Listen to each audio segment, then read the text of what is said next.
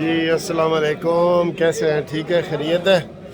जैसे ये सर्दी पड़ी हुई है ना, सर्दी, तो जैसे ये हमको सर्दी लग रही है, ये देखें, ये सलमानी साहब हैं, उन्होंने टोपी पहनी हुई है, आपको सर्दी लग रही है ना। तो ये हमारी मैडम बैठी हैं, और ये पीर साहब बैठे हैं, बुखारी साहब बैठे हैं, ये सर्दी बैठे हैं। ये सर्दी आपको दिखाना चाहता हूँ। ये देखें, हीटर चल रहे हैं और हीटर के ऊपर बिल्ली बैठी है। ये देख रहे हैं, ये हीटर के ऊपर बिल्ली बैठी है।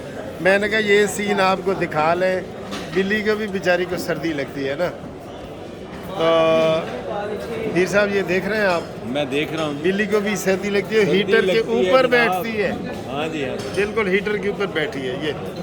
ये देखें जी, ये सीन आपने देखा है।